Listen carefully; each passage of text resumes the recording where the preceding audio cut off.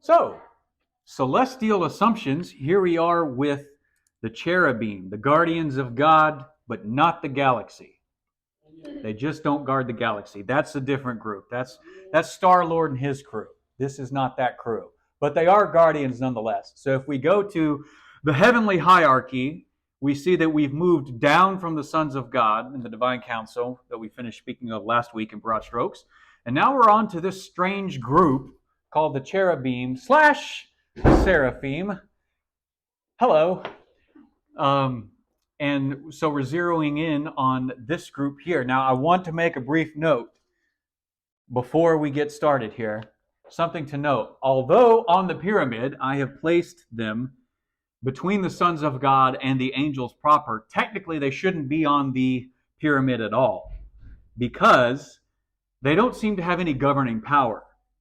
They don't seem to have any authority. The sons of God, as we saw, sat on thrones. They ruled with God's power. The angels, as we will see, do not sit on thrones. They run messages and perform tasks for everybody seated on the throne, God and his celestial sons. So these beings do not technically have any governing power, but I placed them on the pyramid to illustrate in a different way that they're very powerful beings, but they also mark a border between God's inner circle with the sons of God and the lower ranked celestial beings called angels who work for God and his sons. So if I go back to this doodle that I made last week, and that if you've watched it on YouTube, you've seen this, God and the Lamb, of course, are here in the center. The celestial sons are God's inner circle, the sons of God here. Now we're moving outwards from the center of the throne where God sits with Jesus outwards to now we're on these creatures here, and this is based off Revelation 4 and 5 called living beings, and we'll get to that, but 4 of them surrounding the throne. So that's where we're at, moving outwards. Okay? So just to review, God orders the celestial realm and the terrestrial realm. The celestial realm is the heavenly realm. The terrestrial realm is our human realm where we live here on land. God is the highest order of authority over these creatures. But he gives various levels of authority, as we've seen with the sons of God. And you can discern this if you read closely the biblical teachings in light of an ancient Near Eastern worldview. The highest order of the celestial beings would be the sons of God, or the divine council, or any other name that they tend to go by. And the council members meet with God. They participate and they make decisions with God in the world. They bear witness to God's decisions as they did in creation. Even if they don't participate with doing something, they give honor and praise to God for saying, what you have declared to do and what you have done is good, and you are right to do it. So they bear witness that what God's decisions are in fact the right decisions. And then they assist in governing the human world in various ways. So today we're looking at the second group of celestial beings directly after the sons of God, the throne guardians called cherubim. Seraphim is another word, but I'm going to stick primarily with calling them cherubims because they're only called seraphims in Isaiah 6. So they're more commonly called cherubims in the Bible, so I'm just going to stick with that term. I'll explain why as we go.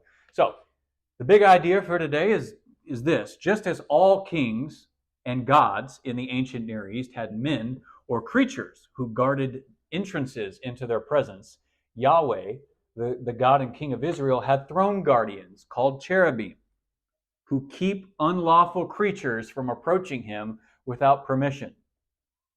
Let's break this down, starting with this video. We've been talking about spiritual beings in the Bible, and we've looked at how God is in the heavenly realms, but not by himself. There's a whole staff team that the Bible calls the divine council. But in the Bible, there are still more beings in the spiritual realm. The cherubim. These are chubby little babies with wings, right? No, you gotta get that image out of your head. Cherubim, or in Hebrew, cherubim, they're way more fascinating.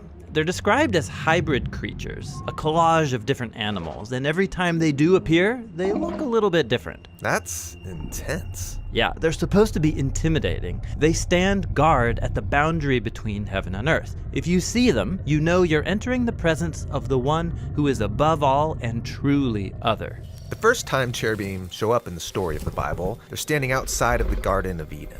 Right. The garden is God's temple residence, and so he places these spiritual bodyguards at the entrance so that the rebel humans can't get back in and ruin everything. But the biblical story is about how God wants us back in his presence. Yes, exactly. So this is why he chose the people of Israel and gave them the gift of a symbolic miniature Eden called the tabernacle, and then later the Jerusalem temple. In both of these spaces, cherubim were painted and engraved all over, reminding the priests that they are working in God's presence. Now, if a priest went into the Holy of Holies, he would see there a golden box called the Ark of the Covenant, and on it were 2 cherubim. What's going on here? Well, the biblical authors describe the ark as the footstool of God's throne, which the cherubim are carrying. Like we read in Psalm 99, God sits enthroned above the cherubim. But there was no actual throne above the box. Right, the Israelites weren't supposed to represent God with any physical image. But when the prophets had visions about this space, they saw Yahweh sitting on his throne. Okay, so cherubim guard the sacred space, carry God's throne, but why do they look like animal mashups? Well, they're symbolic representations of all the creatures of the earth, because they all belong to God.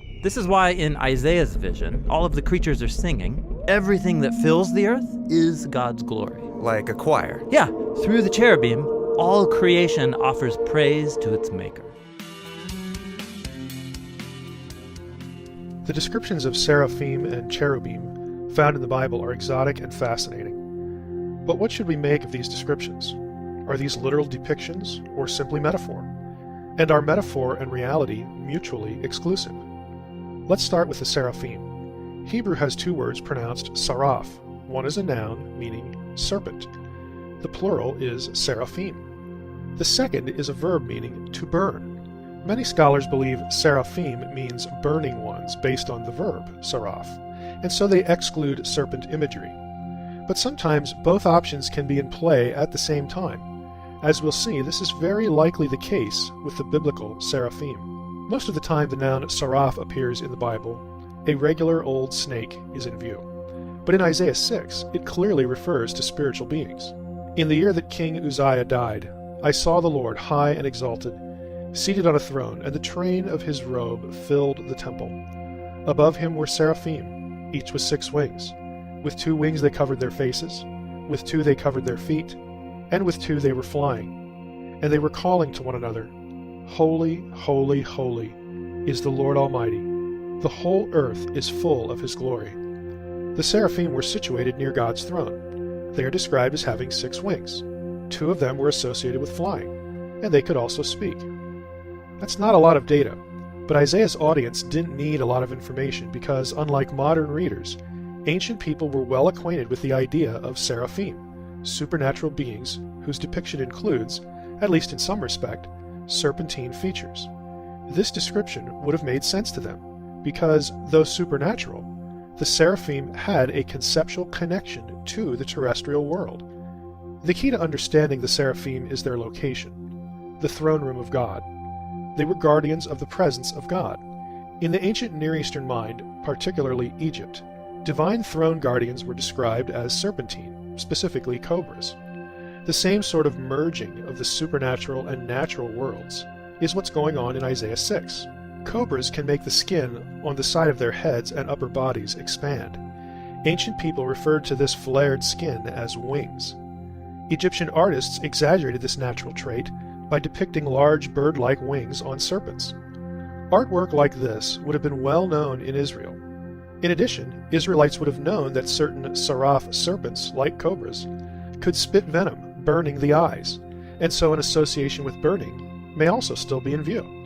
Now let's look at some descriptions of cherubim. Cherubim are described a couple of ways in the Bible. One of the most well-known descriptions comes from the 1st chapter of Ezekiel. And from the midst of it came the likeness of 4 living creatures, and this was their appearance. They had a human likeness, but each had 4 faces, and each of them had 4 wings. Their legs were straight, and the soles of their feet were like the sole of a calf's foot, and they sparkled like burnished bronze. Under their wings, on their 4 sides, they had human hands, and the 4 had their faces and their wings thus. Their wings touched one another. Each one of them went straight forward, without turning as they went. As for the likeness of their faces, each had a human face. The 4 had the face of a lion on the right side, the 4 had the face of an ox on the left side, and the 4 had the face of an eagle. though they are simply called living creatures in Ezekiel 1. Later on, in Ezekiel 10, these beings are identified as cherubim. The cherubim Ezekiel describes are similar to the animal mixtures Mesopotamian iconography. In fact, the biblical word cherub comes from a Mesopotamian term, karibu. Not coincidentally, the karibu were guardians of the presence of deities. We run into similar creatures in the book of Revelation. And before the throne there was, as it were, a sea of glass, like crystal, and around the throne, on each side of the throne, are 4 living creatures, full of eyes in front and behind. The first living creature like a lion, the second living creature like an ox, the third living creature with the face of a man, and the fourth living creature like an eagle in flight. And the 4 living creatures, each of them with 6 wings, are full of eyes all around and within, and day and night they never cease to say, Holy, holy, holy is the Lord God Almighty, who was and is to come. Notice that the description has changed slightly. In Ezekiel, each living creature has 4 faces, but in Revelation the 4 creatures each have a single face. These living creatures have 6 wings instead of 4. Weirdest of all, these creatures are described as being full of eyes all around. It's easy to get wrapped up in these descriptions because they seem so exotic. But let's get past the physical appearance and focus on the role these beings serve. All these different creatures, the seraphim and the different kinds of cherubim, all served as God's throne guardians. So what's going on here? Does God switch guardians from time to time? Do the cherubim punch in when the seraphim shift is over? And are there multiple kinds of cherubim identified by their different numbers of faces and wings? All that's getting carried away with literalism, and results in missing the point of the description. God has one set of throne guardians. Seraphim and cherubim are spirit beings that reside in the spiritual realm, not the embodied terrestrial world. These descriptions are metaphors that tell us about the role or function of these spirits. They are, in effect, job descriptions. So why are the same beings described differently throughout the Bible? The answer is that different metaphors are useful to communicate the job description to different readers. For much of Israel's history, Egyptian iconography was widespread across the ancient Near East. Even Israelites who were loyal to Yahweh and wanted nothing to do with other religions could comprehend Egyptian symbolism and Egyptian ideas about the spiritual world. And so God's throne guardians appear in the Egyptian form that Isaiah's audience would have been familiar with. During the times of Isaiah, Hezekiah, and Ahaz, there was a lot of contact with Egypt. The same is true for Ezekiel. Ezekiel was a captive in Babylon. He and his audience were quite familiar with Babylonian imagery and ideas. So to Ezekiel, God's throne guardians appear like the animal mixtures found in Mesopotamian artwork. Giving invisible spirits an appearance helps humans comprehend supernatural encounters. But beyond that, a spirit's temporary appearance can also help communicate ideas through symbolism and metaphor. Ultimately, what God wants us to know as we read these passages isn't what a spirit being looks like. Remember, they aren't physical beings with physical bodies. The intention is not an anatomy lesson. Rather, there are 2 points to catch. First, God wants us to grasp the fact that His presence is special. His sanctity and holiness must be guarded from defilement. Second, God is King. He is the one served by other spiritual beings, not the other way around. All right, so let's ask ourselves the question. What's the obvious question? What the heck is a cherubim or a seraphim? It's a something, okay? The answer is they're celestial bodyguards. Think of them in one form of celestial bodyguards, and you'll at least start to hit the point. It's not exactly the point, but it's a good way to start conceptualizing them. So cherubim are celestial beings that guard the boundary of God's holy and kingly presence so that nothing can be present before God that should not be. They are not sent out to deliver messages. That's a job for the angels proper. But neither do they sit on thrones like the sons of God and make council decisions. As far as we can see, they do not contribute to anything God wants to do. They are throne guardians who make sure that no one and nothing can approach the king any closer than the king allows a person to approach. So the video described them as being big, intimidating creatures, like a bodyguard. You going to mess with this guy? On the left? Heck yeah? Okay, good luck with that. And then I like the picture on the right. I just included it because they're standing in front of a church. So it's a good picture of saying, hey, if you're going to approach God's presence, you're going to go through some big, intimidating guys. And those guys are called cherubim. Let's look at this picture of in the last, the Return of the Jedi.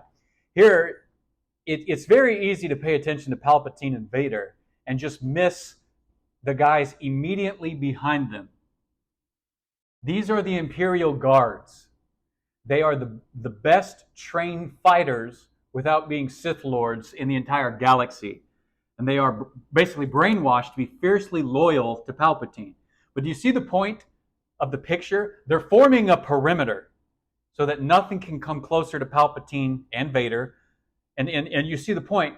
Vader is in Palpatine's inner circle, so he can come inside of the bodyguards. The stormtroopers and all the people who are running the second Death Star are not in Palpatine's inner circle. So they're outside the border formed by these Imperial guards. And that's what cherubim do.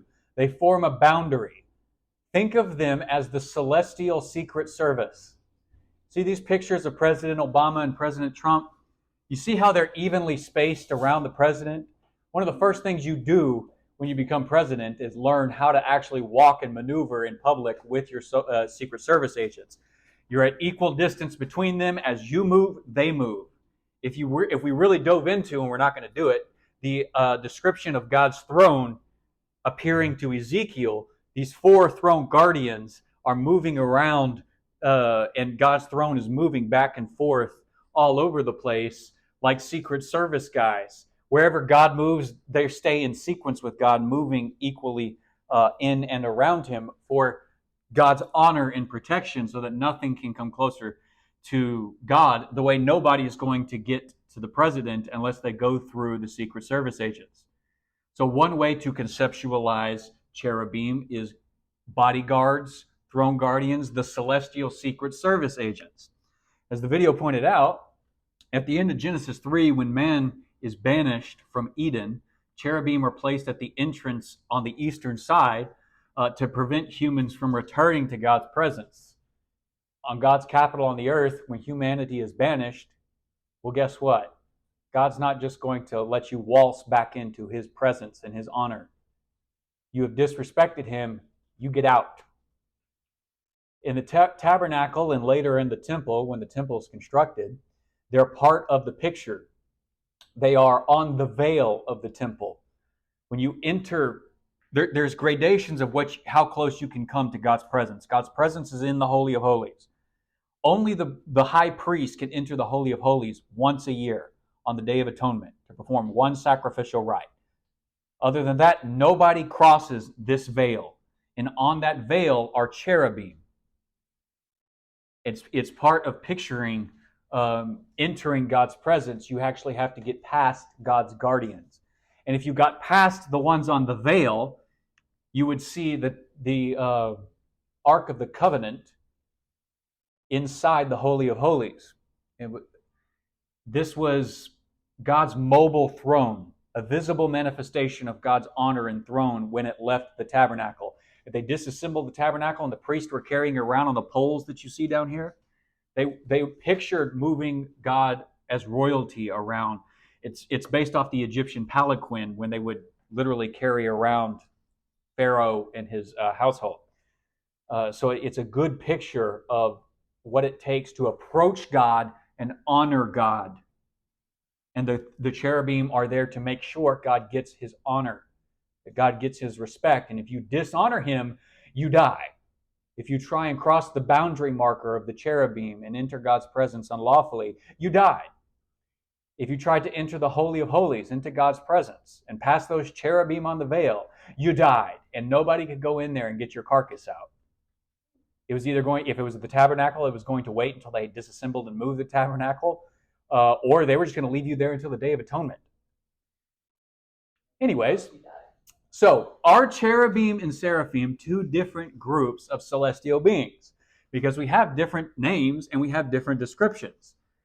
No, they are not two different groups, but they are a single class of celestial beings. The two different names come from different writers at different points in time. Only in Isaiah 6 does the term seraphim appear in the Bible. Everywhere else they are called cherubim.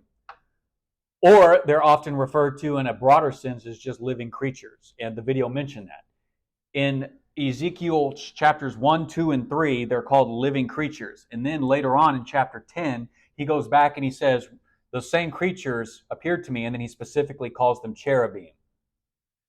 In Revelation 4 and 5, they're called living creatures, but the picture of them is exactly the same. Well, not exactly the same, but fundamentally the point of being what Ezekiel saw, God's throne moving around on earth while he's in Babylon, John the Revelator is seeing in heaven, and so he calls them living creatures, the predominant term that Ezekiel uses for them, but they're all the same creatures. Why the different names? Well, in part, Isaiah uses Egyptian throne guardian language to describe God's throne guardians because he is writing about 750 BC, just ballparking it there, all the way down to about 700 BC. He's writing for about 50 years. And Egypt was the most influential political power from which he could draw the picture to communicate what was happening in God's presence. So his audience would have been most familiar with serpent cobras, snakes, in Hebrew seraph, as guarding the presence of a god, a deity on earth, Pharaoh. And so he uses that language and that imagery specifically to describe God's throne guardians. But they're no different from the cherubim that show up elsewhere in the Old Testament. Cherubim, coming from the Babylonian term karibu, these creatures of ancient Mesopotamia, not just in Babylon, not just in Egypt, but all of these cultures in some way, shape, or form, they had these hybrid creatures who guarded the presence of gods and kings in Babylon. In Egypt, there's also these creatures called sphinx, and you've probably heard or seen them, right? They were guardians of the underworld. And it kind of depends on in what Egyptian point in history you're in. Sometimes they were guardians of other things other than the underworld, but they were guardians of the underworld where the Pharaoh went. So you had to cross them by answering riddles and stuff in order to gain access to the dead Pharaoh, stuff like that. But in Mesopotamia, Karibu. Out of Karibu, the Hebrews borrow the term and the imagery, and they create the cherubim. So what's up with their physical descriptions? Why the hybrid descriptions? Be they hybrid snakes that burn, or four-headed beast, or one-headed beast. Why the winged things? Okay.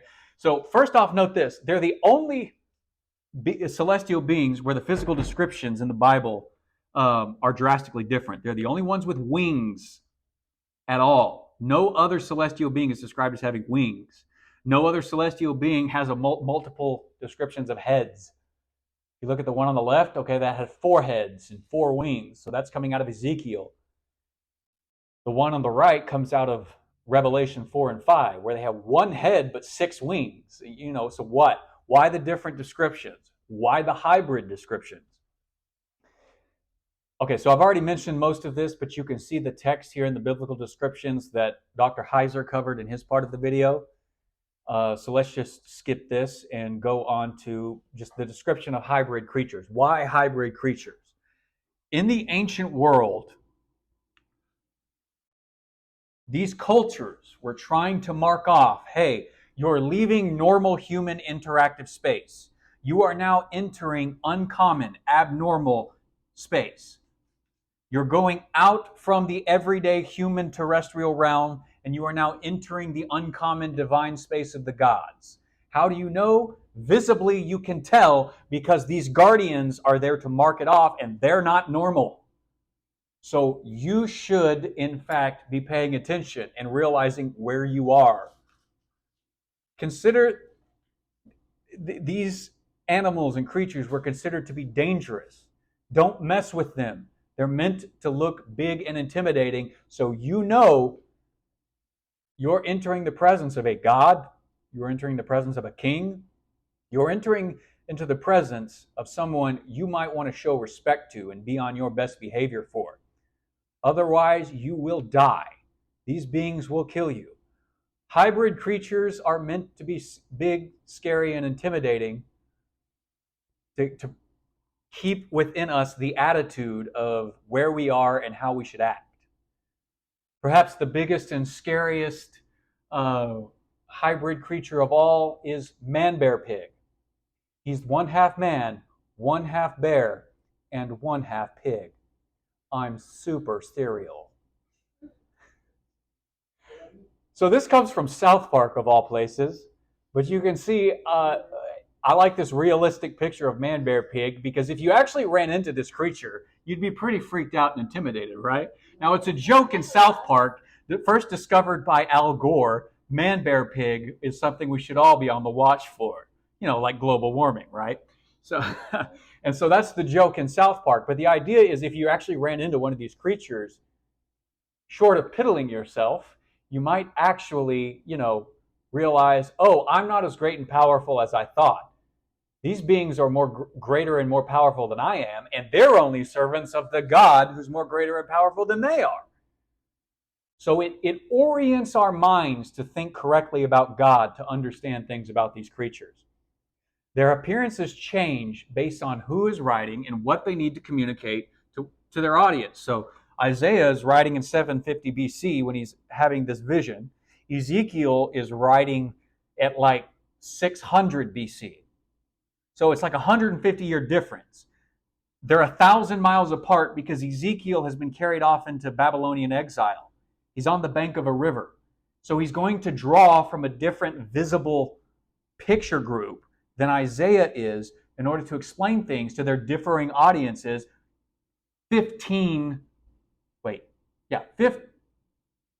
a century and a half apart, 15 decades. That's what I was trying to get, okay? So they're the only celestial beings who are described as having wings. In fact, they're the only celestial beings who are described in appearing in any way abnormal. The hybrid ideas of the Hebrew pictorial language, Hebrew is a language based off pictures, is deliberate. It's used to describe the function of these creatures before God, not their literal appearance. And we should know that by now because celestial beings have no physical being until they need it, until they take it on in order to actually appear to humans and help the humans understand their job description. The language of an angel is a job description. The language of a cherubim is a job description. Why are they called sons of God? The familial language helps explain their job description as being closer to God and having more of his authority invested into them.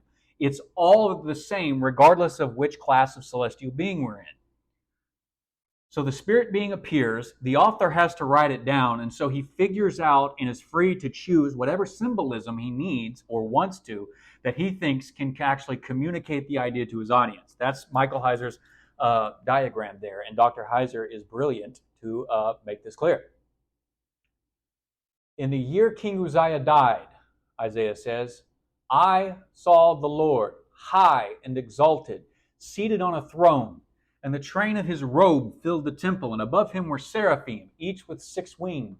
With 2 wings they covered their faces, with 2 they covered their feet, and with 2 they were flying, and they were calling to one another, Holy, holy, holy is the Lord Almighty, or Yahweh Almighty. The whole earth is full of his glory.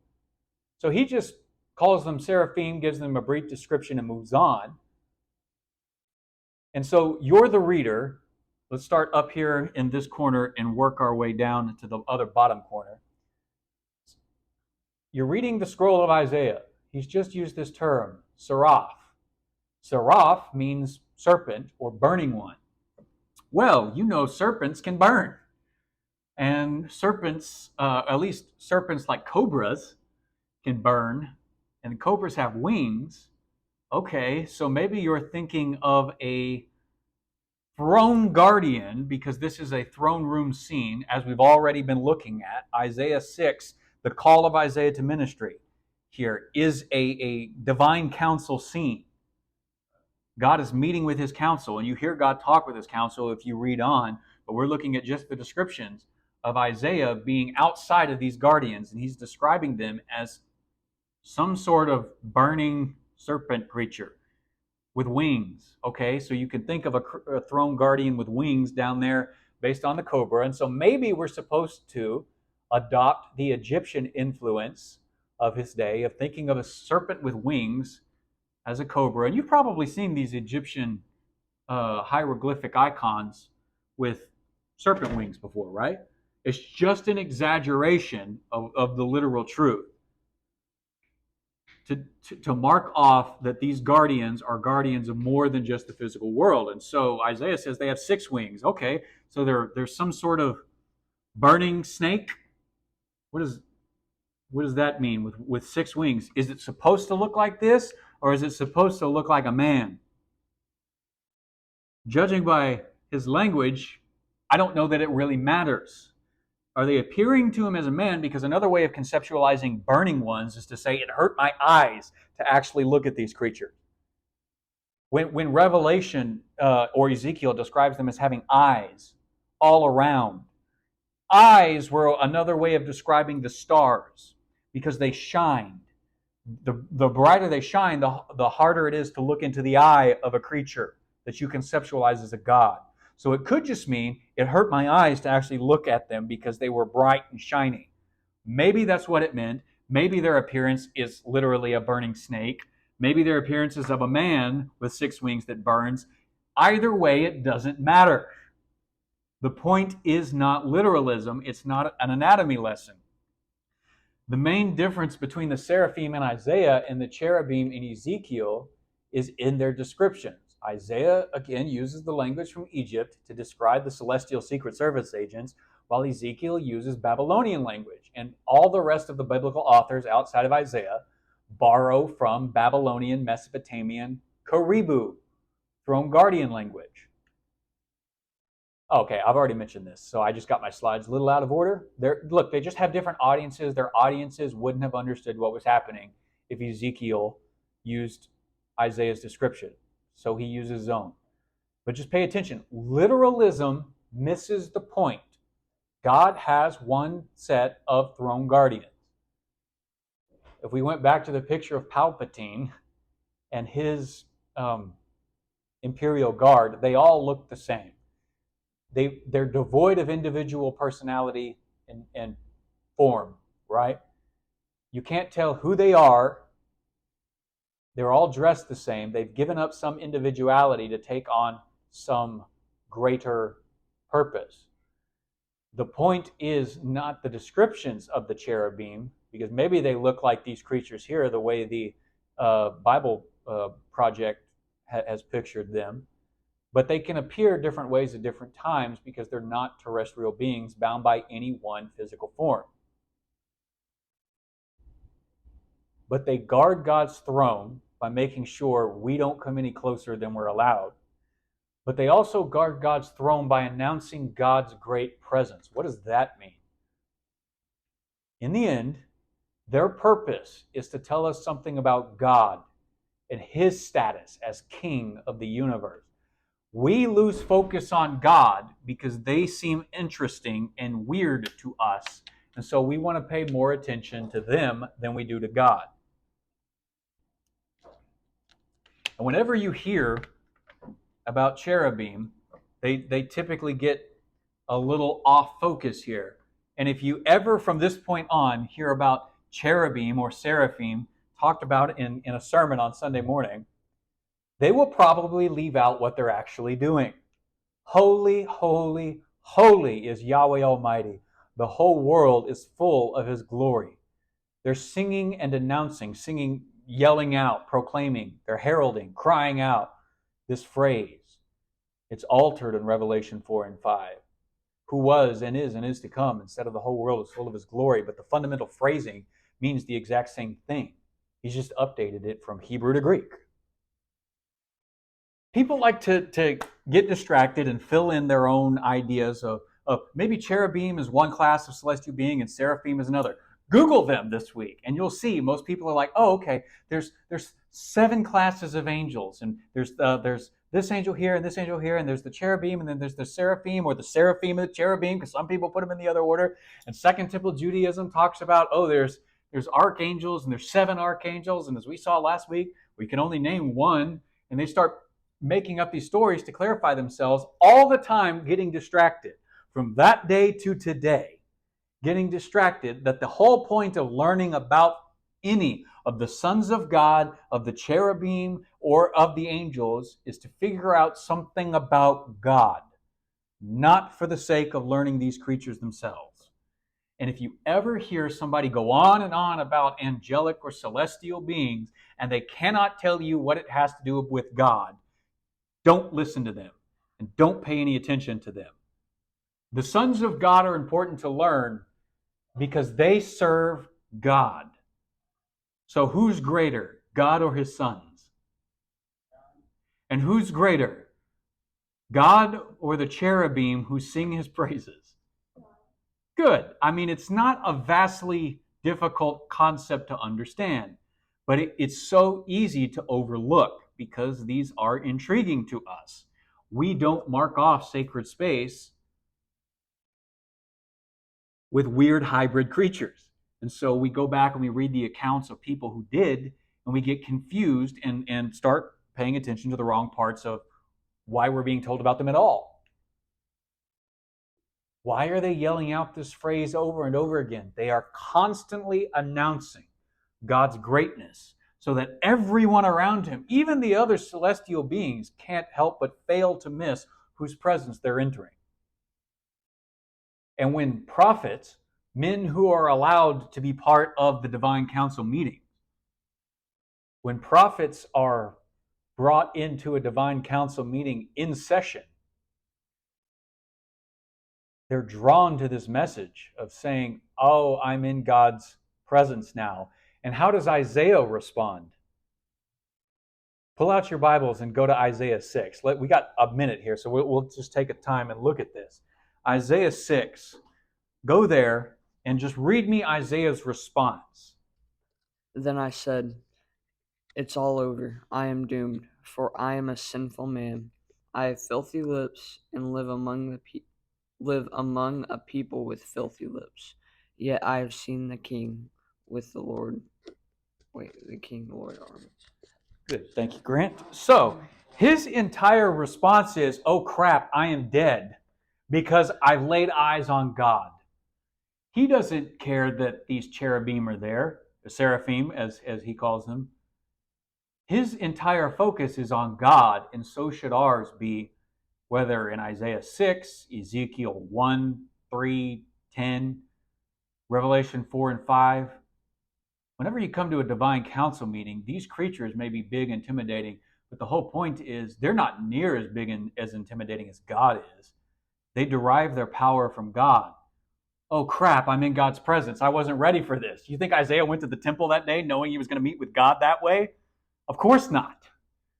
He wouldn't have freaked out if he knew. This is his first divine council encounter. You're entering the presence of the one who is high and holy, Yahweh, ruler of the whole world. This is exactly what they're trying to call out. This is what they understand when they say, holy, holy, holy is Yahweh Almighty. And the implied message is, be silent and listen respectfully. Do not speak like a petulant child to this king.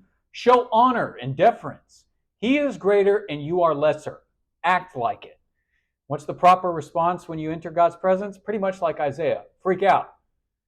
Beg not to die. And you might find, just like Isaiah, that you don't actually die. God will just have mercy on you and let you live. After all, he invited you into his presence. He didn't want to destroy you by it. The point is, God is special. His sanctity and holiness must be guarded.